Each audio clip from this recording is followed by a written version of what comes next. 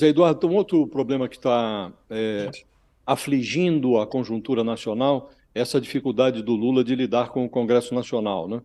Horas depois de obter lá uma vitória na Câmara, aprovou a nova regra fiscal, o presidente levou uma surra lá no Congresso, né? Desossaram o Ministério da Marina, transformaram o Ministério de Povos Indígenas num asterisco, fizeram um retrocesso em relação ao Código Florestal. Foi um arraso ontem no Congresso Nacional. Aqui você atribui, você que frequentou ali o Congresso e também o outro lado do balcão, no Executivo, aqui você atribui essa descoordenação ao fato de que o Congresso hoje é outro e a oposição é mais feroz, ou a desarticulação do governo, ou as duas coisas? E Sabe, teve o Josias, uma apoio pergunta também do próprio excelente. governo, né, nesse sentido, o do partido do governo, né, porque o que chamou atenção também foi isso, né, que não foi só da oposição, né, Josias, como Sem dúvida. O PT no Senado comemorando.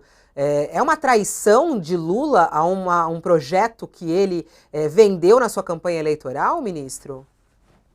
Olha, eu vou dizer a vocês algo que eu acho muito mais grave do que uma situação de análise momentânea, contingencial, porque se é uma falha do governo, falhas se corrigem. Se é uma situação de equívoco, ocorridos podem ser corrigidos no outro governo. Eu acho que a situação ela é muito mais grave. A situação vem piorando gradativamente do ponto de vista da governabilidade do país, independentemente de qualquer governo que seja. O nosso sistema político, ele favorece essas individualidades no parlamento, em que o governo tem que negociar com essas individualidades.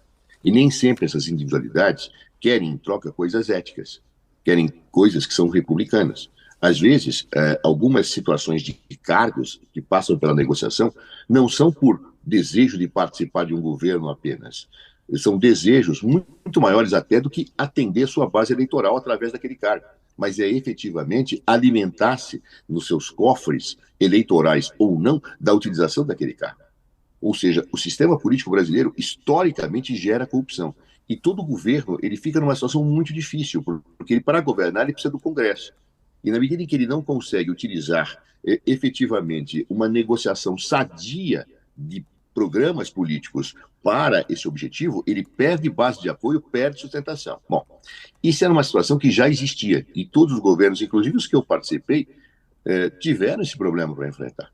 O governo Dilma Rousseff, que tinha uma postura muito dura também nessas negociações, não tinha maioria. Nós tivemos um impeachment. Claro.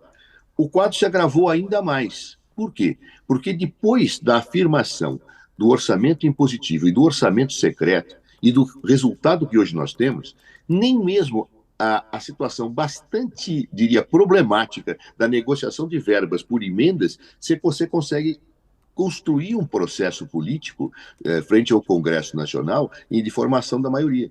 Ou seja, a situação é delicadíssima. Um governo que queira se comportar dentro de padrões básicos de respeito à coisa pública, diante da relação com o Congresso, onde frequentemente parlamentares exigem situações que não são aceitáveis, leva à ingovernabilidade. E o governo tem que ceder, tem que abrir mão do seu governo. Nós estamos hoje numa situação que eu não diria que é do governo Lula, é de qualquer governo que venha para frente. Está ingovernável a relação executivo-legislativo da forma que está posta. Ou seja, nós temos uma situação de um parlamentarismo, de fato, em que o parlamentar não é responsável pelas consequências governamentais. Então, ou seja, nós estamos indo para um processo perverso se nós não fizermos uma reforma política urgente no Brasil. Isso acontecerá com todos os governos. Seguramente o governo Lula será obrigado a abrir mão de Agora, algumas bandeiras políticas. se esse quadro traçado por você for real, e ele parece muito realista, nós podemos dizer, como não há no horizonte nenhuma perspectiva de realização de reforma política, que o governo Lula está inviabilizado. Nesse sentido, eu lhe perguntaria se não falta um pouco de foco ao presidente, né? Porque o presidente está. A prioridade dele é a paz na Ucrânia, a reestatização da Eletrobras, mudar o marco do saneamento básico, que foi aprovado pelo Congresso. Quer dizer, não parece que ele está dando matéria-prima para que os seus adversários cavalguem essa oposição retrógrada que o eleitorado mandou para o Congresso Nacional? Não, eu não acho que ele perdeu o foco, e não acho que o governo dele está inviabilizado. Eu acho que qualquer governo que tenha um projeto político está inviabilizado no Brasil, enquanto nós não nos dermos conta disso. Ou seja, eu acredito que às vezes, uma sociedade, ela só resolve o seu problema quando ela chega no fundo do poço, né? Porque aí você fala, ou eu subo na corda agora, ou não subo mais. Talvez nós tenhamos que chegar a esse ponto. O caso do governo Lula, não diria que é uma perda de foco. Eu acredito que há um esforço claro do governo, e eu tenho visto o presidente cobrar os seus articuladores políticos para conseguir formar uma maioria consistente. Mas como você forma uma maioria consistente quando a moeda de negociação é problemática? Ou seja, você vai até um ponto. E aí tem momentos em que a articulação política fala, se eu for além da minha exigência, eu perco a minha base. Então, é um drama. Isso não é um drama do governo Lula, isso será um drama de qualquer governo no Brasil. Né? Às vezes nós olhamos a árvore e perdemos a dimensão da floresta.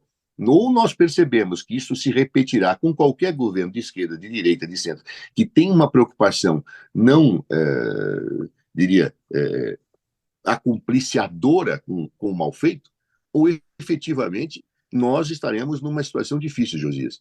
Ministro, Como superar isso? Difícil.